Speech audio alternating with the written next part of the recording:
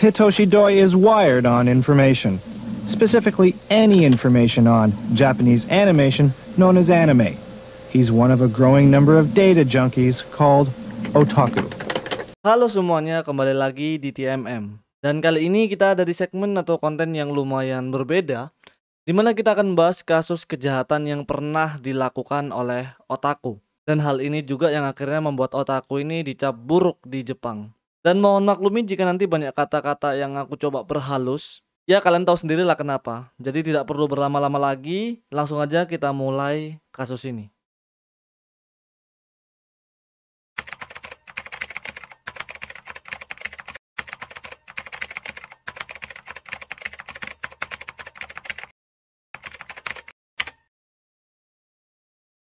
Kita mulai dari kasus game online. Jadi di Jepang itu banyak banget situs game online, bahkan bisa diakses lewat handphone. Seperti contoh situs Mobage dan juga situs bernama Gri. Tapi memasuki tahun 2010 ke atas, situs-situs semacam Mobage dan Gri ini tidak hanya menjadi tempat bermain, tapi menjadi tempat untuk dating juga. Jadi di sana itu banyak orang ngedate atau bisa dibilang cari cewek. Jadi semacam Tinder gitulah jatuhnya. Inilah kasus yang dialami oleh Yuki Nagahara, di mana dia ini menemukan seorang wanita cantik di situs game yang ia mainkan. Dan kedekatan mereka berdua ini memutuskan rencana untuk bertemu di sebuah hotel. Dan pertemuan ini pun akhirnya terjadi, tapi keesokan harinya wanita tersebut ditemukan sudah tidak bernyawa di dalam kamar hotel. Ketika dilakukan penyelidikan, diduga jika Yuki ini sepertinya menghalangi korban yang mencoba keluar dari kamar pintu hotel, kemudian mencekik perempuan tersebut sampai tewas. Dan dalam pengakuan Yuki sendiri, dia ini mengatakan jika dirinya sengaja menggunakan foto tampan milik orang lain untuk memikat gadis tersebut. Entah apa yang terjadi di antara keduanya sehingga terjadilah pertengkaran saat itu. Dan ketika perempuan itu hendak pergi, Yuki mengeksekusi wanita tersebut dan meninggalkan mayatnya tergeletak di kamar hotel. Dan Yuki sendiri mengaku jika dirinya memiliki hasrat membunuh yang sangat kuat tanpa sebab yang jelas. Dari kasus ini Yuki mendapat hukuman 17 tahun penjara dan mungkin ini menjadi warning buat kalian semua supaya jangan terlalu berekspektasi tinggi kepada seseorang yang tidak kita kenal dengan pasti, walaupun dibawa embel-embel satu hobi atau satu frekuensi. Kasus yang cukup memalukan yaitu mencuri pansu. Mungkin kalau di Indonesia disebutnya ini paling BH kali ya. Satoshi Nagashima, mahasiswa berumur 20 tahun, ditangkap karena melakukan pencurian celana dalam di sekolah dasar Hachioji, Tokyo. Fuck, anak SD, fuck. Dimana dia ini melakukan aksinya dengan memanjat pagar sekolahan dan menunggu para siswa mengikuti kelas lain. Dan secara diam-diam Satoshi mengambil celana dalam para siswi tersebut. Dan Satoshi ini tertangkap basah oleh guru ketika ia hendak kabur, dimana dia ini menyangkal jika celana dalam yang dia ambil ini adalah miliknya sendiri. Tentunya para guru ini tidak percaya dengan apa yang dikatakan oleh si Satoshi, karena ditemukannya 21 celana dalam perempuan yang dibawa oleh Satoshi. Yang menurut saksi, Satoshi ini memasukkan semua celana dalam tersebut ke dalam saku celananya. Ketika dibawa ke kantor polisi, Satoshi akhirnya mengakui jika dirinya memiliki ketertarikan dengan celana dalam. Dan ketika diselidiki lebih lanjut, ditemukan bermacam-macam koleksi anime dan doujinshi di tempat tinggalnya. Sehingga diidentifikasikan jika Satoshi ini terobsesi karena manga dan anime dan lain-lain. Entah seperti apa hukuman yang diberikan kepada Satoshi, intinya ini bakal menjadi aib seumur hidupnya. Dan kalian jangan pernah mencoba untuk mencuri celana dalam anak SD. Memalukan bangsat. Nah, kasus ini menjadi bukti jika wibu halu itu memang ada. Dan halunya itu bukan main-main. Langsung aja kita bahas. Ryuichi Fujita dan sahabatnya bernama Kunihiko Tanaka menjadi tersangka atas kasus menculikan anak yang masih duduk di bangku SD. Semua bermula ketika Fujita dan Tanaka ini hendak pergi ke acara pasar doujinshi. Tapi ketika sampai sana, keduanya ini baru sadar jika mereka ini kehabisan uang, sehingga tidak bisa membeli tiket. Entah apa yang mereka pikirkan, sehingga secara tiba-tiba menculik gadis berumur 7 tahun yang mereka temui di jalan. Yang mana posisi gadis tersebut ini sedang bermain dengan adiknya di depan rumah kakeknya. Dan gadis itu dibungkam dan dibawa ke sebuah apartemen. Yang uniknya adalah sesampainya di apartemen, gadis itu tuh nggak diapa-apain. Jadi kejadian ini tuh bener-bener kayak orang gabut, motivasinya pun juga nggak jelas. Fujita dan Tanaka mengatakan jika dirinya akan membebaskan gadis itu besok hari, dengan syarat jika si gadis ini tuh tidak boleh menceritakan kejadian ini pada orang lain. Namanya anak kecil ya, dia cuma bisa jawab iya-iya aja. Kupikir itu hanya sebuah gertakan, ternyata beneran. Besoknya gadis tersebut dipulangkan lagi ke rumahnya. Jadi ini bener-bener kasus penculikan yang cukup aneh. Tapi tidak lama, Fujita ini meminta ibunya untuk menelpon polisi dan di sana ia mengakui kesalahannya. Setelah laporan diterima, ditangkaplah si Fujita. Dan tak lama temannya yaitu Tanaka ditangkap juga, yang saat itu Tanaka ini berada di kota Saitama. Akhirnya dari hal ini dilakukanlah interogasi dan penyelidikan. Yang ternyata Fujita ini mengaku jika dirinya sangat terinspirasi cerita-cerita penculikan di doujinshi atau eroge. Dan Fujita dengan jujur menjelaskan jika dia ini ingin menyimpan gadis tersebut karena dianggap lucu baginya. Dan menganggap penculikan ini tuh sangat menyenangkan seperti permainan atau game. Tidak hanya itu saja, Fujita juga menjelaskan jika gadis yang ia culik sangat mirip dengan karakter visual novel bernama Ayu Tsukimiya dari series berjudul Kanon. Dan ia mengatakan jika Ayu Tsukimiya adalah karakter favoritnya atau bisa dibilang waifunya si Fujita. Dan sahabatnya yaitu Tanaka sejak dari dulu ini memang menjadi orang yang selalu mengikuti tindakannya Fujita. Karena keduanya memiliki minat dan ketertarikan yang sama. Dan Tanaka ini selalu bergantung kepada si Fujita. Dan juga Fujita ini mengaku jika dirinya terbawa pengaruh temannya saat dulu masih di sekolahan.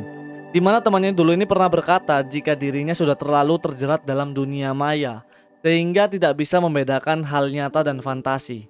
Dan itulah yang membuat Fujita dan Tanaka menjadi seperti sekarang. Dari kasus ini Fujita dan Tanaka dijatuhi hukuman 10 tahun penjara. Dan ini bisa menjadi contoh bagi kalian semua supaya tetap bisa membedakan fantasi dan hal nyata. Jangan sampai kalian terperangkap delusi sehingga melakukan hal bodoh seperti kedua orang ini. Kalau gak aneh bukan Jepang namanya. Ini dia salah satu kasus unik terkait fetish yang sangat aneh. Kalau aneh sih di Jepang banyak lah ya. Tapi yang menjadi masalah adalah fetish ini sangat membahayakan bagi orang lain. Suhiko Katsuta ditangkap oleh kepolisian karena melakukan kekerasan. Dimana dari investigasi dan penyelidikan disebutkan jika Katsuta melakukan pemukulan kepada 10 orang anak. Salah satu kasusnya adalah saat ia memukul anak gadis sekolah dasar yang sedang bermain di depan rumahnya. Karena pukulan yang diberikan oleh Katsuta ini, gadis tersebut harus dilarikan ke rumah sakit karena mendapat luka pendarahan di hati. Itu baru satu. Masih banyak kasus kejahatan yang ia lakukan kepada gadis lain. Dan sebagian besar korbannya dilarikan ke rumah sakit dan ada juga yang sampai mati. Berarti mukulnya ini nggak main-main ya, ibarat mukul samsak gitu ya, beneran gitu. Setelah ditangkap, polisi mencoba mencari motif dan tujuan dari si Katsuta. Karena sebagian besar yang ia pukul itu bener-bener orang yang tidak ia kenal. Ketika diselidiki, akhirnya terungkap jika tujuannya Katsuta memukul para gadis tersebut adalah untuk mendapatkan gairah. Intinya Katsuta ini sange gitu lah ya kalau misalnya lihat muka gadis yang kesakitan. Dan menurut pengakuan dan penyelidikan, fetish yang ia dapatkan ini berasal dari video animasi dan beberapa anime. Entah, aku kurang paham seperti apa. Kalau aku bayangin mungkin Katsuta ini merasa bergairah ketika ia melihat karakter perempuan di anime yang terluka karena pertarungan dan sejenisnya. Mungkin seperti itu. Dan dari kasus ini Katsuta ini dijatuhi hukuman 4 tahun penjara dan dia ini ditahan di tahun 2009. Berarti sudah dibebaskan di tahun 2013. Tapi untungnya semua ini terjadi di Jepang. You know lah ya, maksudku sanksi sosial di Jepang itu lebih mengerikan daripada negara kita. Makanya kalau di Jepang, orang mantan pidana itu biasanya tidak akan pernah mendapatkan kehidupan yang nyaman sampai akhir kehidupannya. Lagi-lagi ketertarikan yang berasal dari fantasi, yang kemudian dibawa ke real life dan akhirnya menjadi musibah bagi orang lain.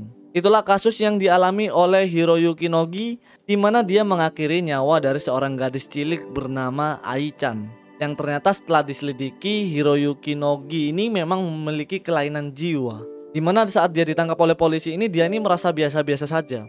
Tapi ketika koleksi figur dan boneka Bishoujo miliknya ini disita oleh kepolisian, dia langsung nangis dan tak berdaya. Bahkan gara-gara boneka miliknya disita, ia langsung mengakui seluruh kesalahannya di pengadilan. Dan akhirnya ditemukan jika boneka atau figur yang ia koleksi ini menjadi imajinasi yang kemudian ia terapkan dalam melakukan kejahatan. Tidak hanya Hiroyuki Nogi, bahkan kasus serupa dilakukan juga oleh seseorang bernama Tsutomu Miyazaki. Yang kalau kalian tahu, kasus yang dilakukan oleh Miyazaki ini membuat otaku dianggap hina sama Jepang sampai ke zaman sekarang. Karena Miyazaki ini melakukan kejahatan yang cukup brutal, bahkan bisa dibilang Miyazaki ini bukan manusia. Yang mana fetish lolikonnya membuat Miyazaki ini melakukan 4 kasus penculikan anak. Dan yang paling parahnya lagi, semua korban dieksekusi dengan tragis. Ada yang mati karena dikasih pengawet mayat. Ada yang mati dilempar ke hutan hingga mati lemas. Ada pula yang mati karena dipotong-potong. Yang parahnya lagi, Miyazaki ini memakan tangan gadis tersebut. Kejahatan inilah yang membuat akhirnya lolicon di tahun 90-an itu menjadi bermacam-macam konflik. Jadi pemerintahan saat itu bukan ingin menghancurkan ekspresi seniman manga, tapi pemerintahan tidak ingin kasus serupa terjadi lagi. Yoshitake Kobayashi, seorang pemuda yang mungkin tergila-gila dengan gaya-gaya cerita doujin atau hentai, sehingga dia melakukan kejahatan dengan menculik perempuan-perempuan di Jepang. Kasusnya orang ini tuh cukup banyak. Di tahun 2001 dia membawa perempuan pengangguran dan dibawa ke rumahnya. Jadi biasanya banyak cewek-cewek pengangguran di Jepang di pinggir-pinggir jalan itu dibawa sama dia ke rumahnya dan dikurung selama 2 minggu. Gadis itu di lehernya dikasih ikat anjing dan dipaksa untuk memanggil si Kobayashi dengan panggilan tuan. Kelihatan banget lah ya ini terinspirasi dari mana. Kemudian di tahun 2002 dia mengurung lagi gadis berumur 19 tahun. Dan gadis itu kerap disiksa dengan air mendidih. Kemudian di tahun 2004 dia mengurung lagi gadis berumur 18 tahun. Dan saat itu dia ini mengurungnya di hotel Tokyo. Tapi untungnya saja gadis ini sempat bisa kabur walaupun dia ini selamat dalam keadaan mentalnya yang sudah melemah. Dan setelah ditangkap ternyata terungkap lebih banyak lagi. Di tahun 2003 sampai 2004 ada sekitar 3 sampai 4 perempuan yang ia kurung. Ada yang 3 hari, ada yang 10 hari, bahkan ada yang berbulan-bulan. Karena kejahatan inilah akhirnya dia dijuluki sebagai pangeran tukang kurung atau pangeran kurungan. Dan setelah diselidiki lebih dalam ternyata dia ini mengoleksi anime barang-barang dewasa yang cukup banyak. Yang disimpulkan motifnya ini berasal dari barang-barang tersebut. Dan juga background dari si Kobayashi ini bisa dibilang sangat buruk, dimana keluarganya juga pernah terjerat kasus pelecehan. Dan sejak kecil ia ini selalu terobsesi dari teman-temannya untuk membuat harem. Pada tanggal 19 Oktober 2007 Kobayashi dijatuhi hukuman 14 tahun penjara. Yang berarti dalam waktu dekat ini dia berarti udah keluar penjara ya, sekitar 2021 atau 2022 ya. Kalau di Indonesia sih keluar penjara pasti habis ini orang. Takanori Hoshishima sebagai tersangka dari sebuah kasus yang berawal dari insecure menjadi tragedi yang sangat mengerikan. Saat Hoshishima berumur 1 tahun 11 bulan, ia pernah jatuh ke dalam sebuah bak air mendidih. Untungnya nyawanya ini bisa diselamatkan, tetapi dia ini memiliki luka bakar di wajahnya. Dan ketika ia mulai dewasa, ia mencoba berkonsultasi dengan ayahnya terkait luka bakar di wajahnya. Tapi respon ayahnya ini cukup dingin. Yang mana hal itu membuat Hoshishima ini berpikir jika ayahnya membenci dirinya karena luka bakar di wajahnya. Pemikiran itu akhirnya menjadi beban di kepalanya dan menjabar kemana-mana. Sampai akhirnya dia berpikir jika luka bakar di wajahnya ini membuat dirinya terlihat buruk. Dan dia merasa jika wajah buruknya ini menghalangi dirinya untuk mendapatkan wanita. Bahkan insecure-nya ini membuat dirinya berpikir jika dirinya tidak akan pernah bisa merasakan bagaimana bahagianya menikah, kencan, dan lain-lain. In a way, kita bisa lihat cukup sedih juga ya. Karena tidak ada pilihan, dia mulai mencari kebahagiaannya sendiri lewat anime dan video dewasa. Dan itu menjadi titik awal kejahatannya, dimana dia ini menculik teman kerjanya sendiri dan membawa gadis tersebut ke kamarnya untuk dijadikan budak pemuas nafsu dari si Hoshishima. Sudah puas dengan gadis itu selama berhari-hari, tentunya Hoshishima ini berpikir untuk tidak terjerat sebuah kasus. Sehingga hal itu membuatnya mengeksekusi perempuan tersebut. Dan parahnya lagi, Hoshishima memotong kecil-kecil tubuh gadis tersebut dan membuangnya ke selokan, wastafel, toilet, dan lain-lain. Ini kejam banget gitu ya, jenazahnya pun sampai dihilangkan gitu. Dan yang paling gilanya lagi, Hoshishima ini ikut serta menjadi seniman doujinshi. Dan dia menjadikan gadis tersebut sebagai bahan referensi doujinshi yang ia buat. Entah apakah doujinshi ini masih ada, tapi sebagian berita mengatakan jika doujinshi tersebut sudah ditarik dari pasar. Coba kalian penyelam handal, coba cari, siapa tahu ketemu gitu kan. Oke, ini menjadi penutup kita di konten kali ini, yaitu kasus dari Takayuki Iwase. Sebuah kasus yang akan membuka kita pandangan jika terlalu mencintai sesuatu itu dapat menjadi sebuah bencana. Takayuki Iwase ditangkap oleh kepolisian karena mengakhiri nyawa keluarganya sendiri. Jadi Iwase ini seorang pengangguran, tidak memiliki pekerjaan. Karena pengangguran dia ini banyak menghabiskan waktu di internet. Karena ketagihan mulailah dia memasang wifi di rumahnya. Jadi yang aku tahu juga gitu ya, pasang wifi di Jepang itu tidak semudah kayak di negara kita.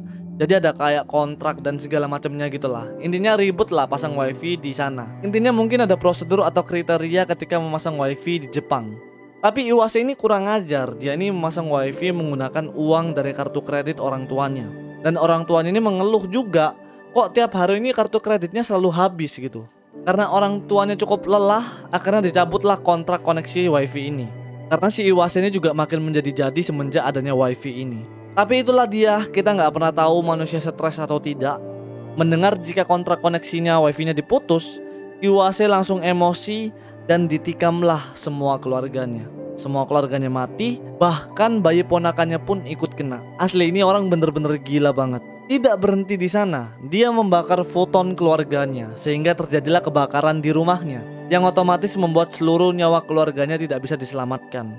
Dan yang bikin kesel di sini, ketika diselidiki, polisi mencoba untuk mencari kenapa Iwase ini sangat emosi ketika kontrak wifi-nya diputus oleh keluarganya. Ternyata selama ini Iwase diam-diam membeli DVD anime online menggunakan kartu kredit orang tuanya. Tidak hanya anime, dia juga membeli foto-foto poster idol yang ia sukai. Bahkan Iwase memiliki utang online sebesar 3 juta yen. Dari kejadian ini Iwase ini dijatuhi hukuman 30 tahun penjara. Entah seperti apa kelanjutan nasib keluarganya yang dekat, yang lain. Setidaknya ini menjadi pelajaran untuk kita semua supaya kita tetap sehat untuk menanggapi suatu hal. Ya, jadi itulah konten kali ini, dimana tujuan konten ini tuh berguna untuk membuka pandangan kalian jika anime dan hiburan sejenisnya dapat menjadi pemicu awal kejahatan yang tidak pernah kita duga.